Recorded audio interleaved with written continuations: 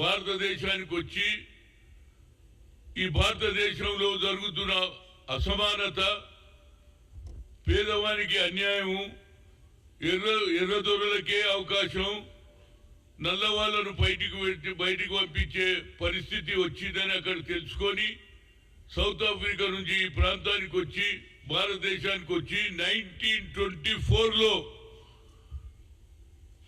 AICC అధ్యక్షుడుగా అయ్యిండు. ఆ తర్వాత 1947లో అంటే ఆల్మోస్ట్ 25-26 ఏళ్లలో ఈ దేశానికి స్వాతంత్రం తెచ్చిన ఏకైక వ్యక్తి మహాత్మా గాంధీ. అది మా కాంగ్రెస్ పార్టీ అదృష్టం. ఆయన ఏఐసిసి అధ్యక్షుడు అయినాక పెద్ద ఊపు వచ్చింది. భారతదేశంలో గ్రామాల్లో ఉన్నటువంటి మహాత్మా గాంధీకి ఒక కట్టె లేకుండా, ఒక తుపాకీ లేకుండా ప్రశాంతంగా నాన్ వైలెన్స్ ప్రకారంగా స్వాతంత్రం తెచ్చిన ఏకైక వ్యక్తి ఆయన ఇవాళ ఆయన ఆల్ ఇండియా కాంగ్రెస్ అధ్యక్షుడు అయినందుకు మా అందరికీ, దేశ ప్రజలకు అందరి తరఫున, ముఖ్యంగా తెలంగాణ మా కార్యకర్తల ప్రకారంగా, అభిమానుల ప్రకారం ఆయన హృదయపూర్వక ధన్యవాదాలు. అదేవిధంగా ఇవాళ బాబాసాహెబ్ తర్వాత రాజ్యాంగం ఎవరు రాస్తారని ఆలోచన చేశారు.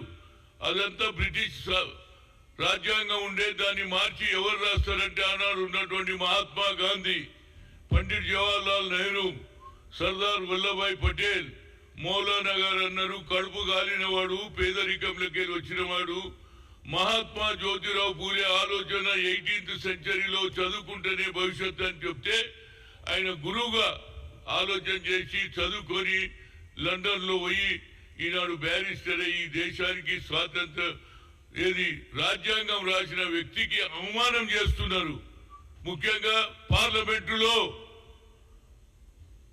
అమిత్ షా చేసిన వాక్యాలు ఎట్లున్నాయంటే, భారతదేశంలో ప్రతి పౌరుడు, ప్రతి స్త్రీ హత్య అయిండు.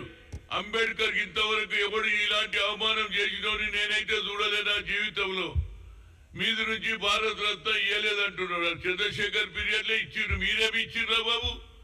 ఏదైనా మరి ఆయన భారత రత్న అన్నప్పుడు, భారత రత్నకు మీరు రెస్పెక్ట్ ఇస్తున్నప్పుడు మీ అమిత్ షా పార్లమెంటులో ఎంత అవమానం చేసిండు. ఇదొక ఫ్యామిన్ అయిపోయింది, ఇదొక కల్చర్ అయిపోయింది. అంబేద్కర్ అంబేద్కర్ అంబేద్కర్ అంబేద్కర్ అంబేద్కర్ అంబేద్కర్ 6 సార్లని లాస్ట్ ఏమన్నా నువ్వు దేవుణ్ణి తలుచుకుంటే స్వర్గానికి పోతారని అంటే అంబేద్కర్ కు అవమానమా కదా? ఆయన మా దేవుడు. బడుగు బలైన వర్గాల గురించి బావుల దగ్గర పోనీయలే, గుళ్ళకు పోనీయలే, అంటరానితనం దాని నుంచి పక్కకు జరిపి వాళ్లకు రిజర్వేషన్ ఇచ్చిన ఏకైక వ్యక్తికి ఇంత పెద్ద అవమానమా? నరేంద్ర మోడీ గారు ఎందుకు మాట్లాడారు? అంబేద్కర్ మేము అవమానం చేసిన, మాకంటే ఎక్కువ మేమేం అవమానం చేసినాం రావండి. అందరికంటే ఎవడు అనరాని మాటలు అన్నాడు. అదే వేరే వాడు అంబేద్కర్ అంటే ఇప్పటి వరకు SC/ST కేసు పెట్టి జైల్లో పెడుతురు. దేశానికి హోమ్ మినిస్టర్ ఇలాంటి భాష మాట్లాడిందంటే ఇక ఏం చెప్పాలి? ఈ భారతదేశంలో ముఖ్యంగా RSS బీజేపీకి, అదేవిధంగా మహాత్మా గాంధీని ఎవరు చంపినో మీ అందరికీ తెలుసు. అలా అక్కడ మహాత్మా గాంధీకి అగౌరవపరిచి ఆయన ప్రాణం తీసుకున్నారు. ఇలా బాబాసాహెబ్ అంబేద్కర్ కూడా అవమానం చేస్తున్నారు. బేషరతుగా ఇవాళ ప్రతి ఒక్కరు కూడా చిత్తశుద్ధి ఉంటే ఇప్పటికన్నా చెప్పు, నేను తప్పు చేసిన క్షమాపణ అడుగు. అంతేగాని కిషన్ రెడ్డి రోజు మాట్లాడతాడు, లేకపోతే ఎవరు నరేంద్ర మోడీ దేశం గురించి మాట్లాడతాడు. ఎంతసేపటికి పండిట్ జవహర్లాల్ నెహ్రూను, ఇందిరాగాంధీని అవమానపరచడానికి, ఆఖరికి అంబేద్కర్ కూడా అవమానపరిచారు. కాబట్టి ఇది తప్పనిసరిగా ప్రతి ఒక్కరు మనోభావాలు దెబ్బతిన్నాయి. దీనికి అపాలజీ చెప్పే బాధ్యత నీ పైన ఉన్నదా లేదా? దీని మీద కూడా మేము కంప్లైంట్ చేసినాం పోలీస్ స్టేషన్ లో. SC/ST కేసు పెట్టాలా లేదా ఆయన మీద? అదే నేను గాని, ఒక పౌరుడు గాని, ఒక స్త్రీ గాని అంటే ఇప్పటి వరకు జైల్లో పెడుతున్నా. దేశానికి హోమ్ మినిస్టర్ ఉంటే రాజ్యాంగానికి అవమానం చేస్తే ఇప్పటి వరకు ఆర్ఎస్ఎస్ కానీ బీజేపీ మాట్లాడతలేదు. అంతేకాకుండా ఇంకొకటి కొత్త నాటకం ఏది మొన్న జరిగినటువంటి సంఘటన సంధ్యా థియేటర్లో ఏది సినిమా అల్లు అర్జున్ సినిమాకు చూడడానికి వచ్చినటువంటి జనంలో తొక్కిసలాటలో రేవతి అనే అమ్మాయి చనిపోవడం, వాళ్ళ కొడుకు ఇవాళ హాస్పిటల్ ఉంటే అమిత్ మాలవ్జీ ఈయన ఐటీ చూస్తాడట బీజేపీ తరఫున ఐటీ రిప్రజెంటేటివ్.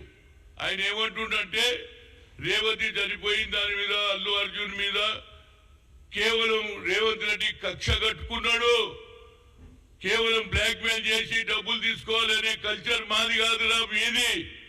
నేను క్లియర్ గా చెప్తున్నా, ప్రభుత్వాలు పడగొట్టే ఆలోచన మీది, బ్లాక్ మెయిల్ చేసేది మీది. ఇలాంటి భాష మాట్లాడొద్దు.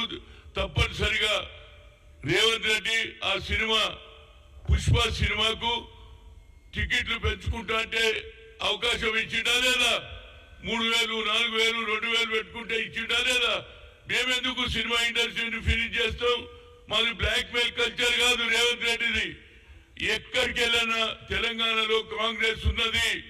దీన్ని ఎట్లనన్నా ఇబ్బంది పెట్టి పడగొట్టాలని చూస్తున్నారు. ఇప్పటిదాకా కూడా ఏది మన ఇతర రాష్ట్రాలలో ఏదైతే జరుగుతుందో దాన్ని చూడకుండా ప్రభుత్వాలు పడగొట్టడమే ఇలా ఉద్దేశం. ఏ ప్రభుత్వం ఉండదు, ఆయన ప్రభుత్వం ఉండాలి.